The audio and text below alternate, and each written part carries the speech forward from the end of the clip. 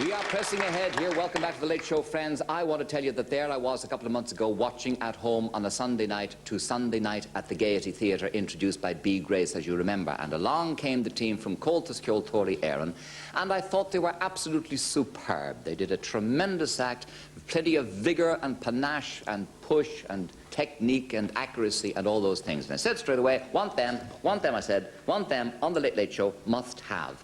And we have them. By way of introduction, I want to introduce now the man who's mainly responsible for organising them. He's the Director General of Comhaltas Ceol Tóirí, and they were set up, Comhaltas was set up about in the 50s, when there was a lot of emigration. You in the 50s, there was a lot of emigration. And they were worried about the direction, tradition of music, that it was losing something, and so Comhaltas was set up to nurture and respond to this need for traditional music and to look after it and generally to teach it to more and more people, get more and more people interested in it. And they have done that extraordinarily well. Let's meet the man who now runs Comhaltas, Mr. Labhras Ó Murchú. Now, Labhras, how are you? Welcome.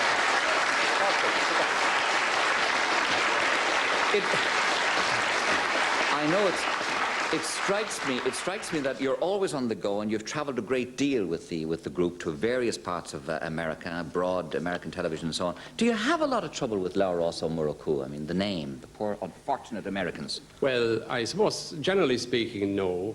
You will get something like Ó Murchú or whatever if you're being paged in a hotel. There was, however, one very famous or infamous occasion when I was invited on to a radio program in Chicago.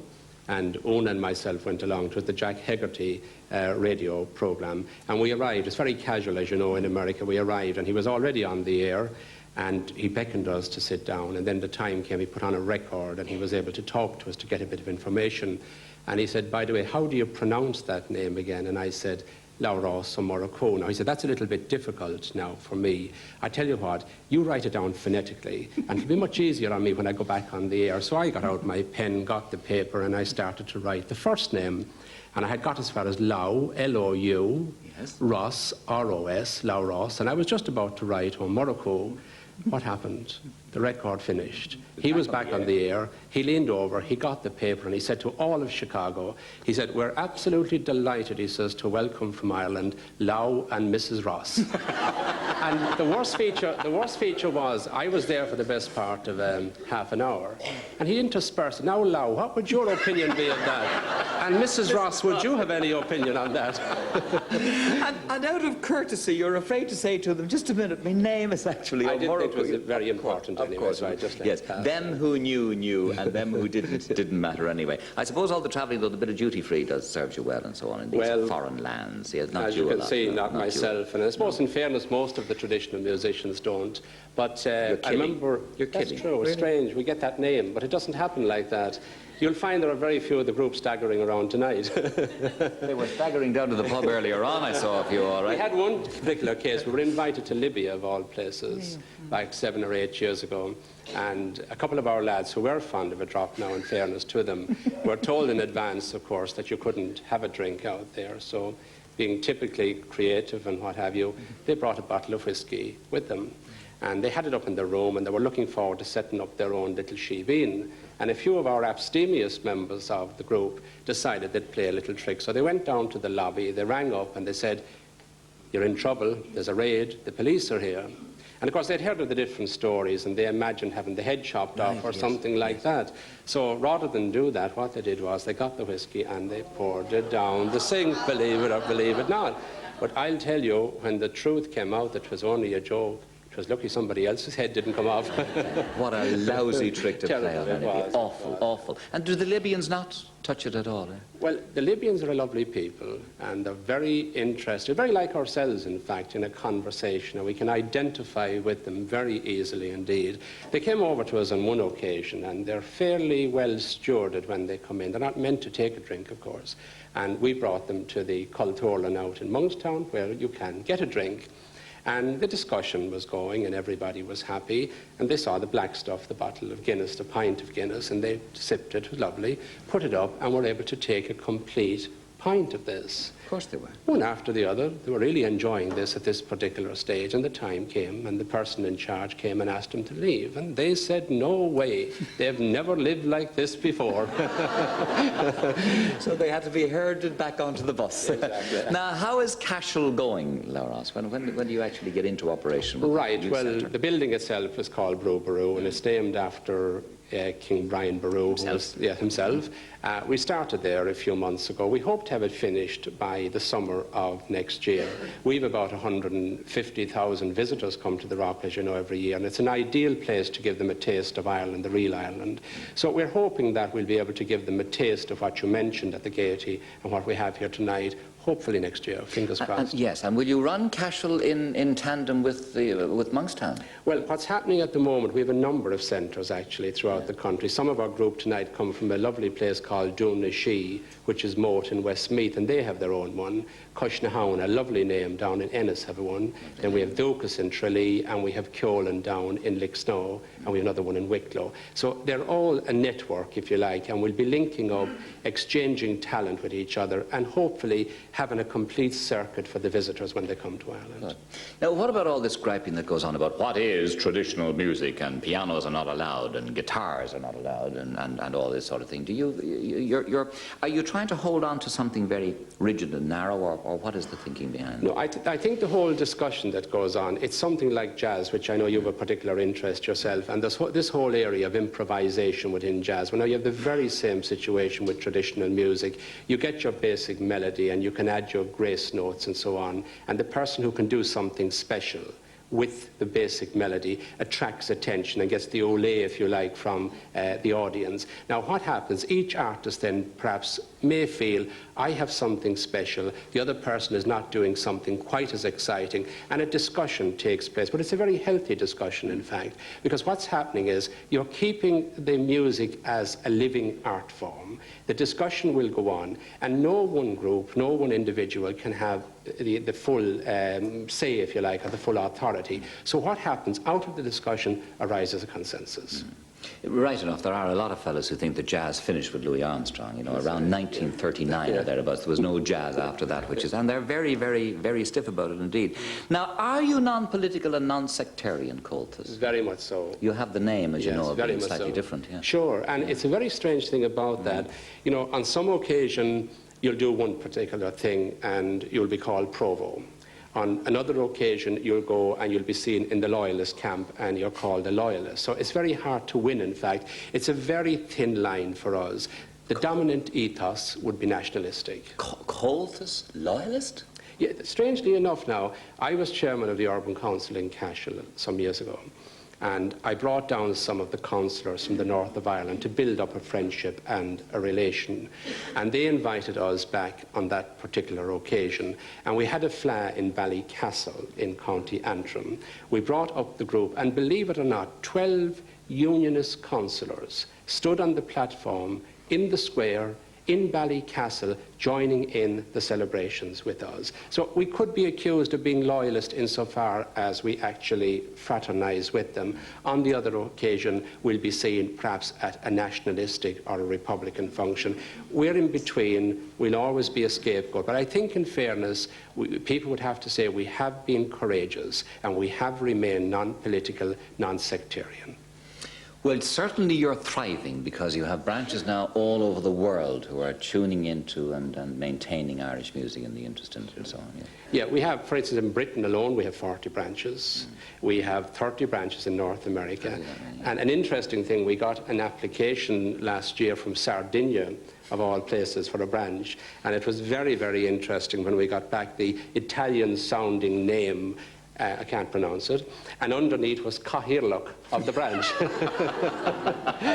And they have a lovely newsletter, and in fact they've invited out our group to Sardinia. So we are very widespread. We're in Brussels and Luxembourg and throughout the world, really. Well, now the group that Lauros is going to introduce, they're a smashing group. I don't care who you are, I'm convinced you're going to enjoy this very much. And They are going off to Australia now next year, are they not, as part of the celebrations there?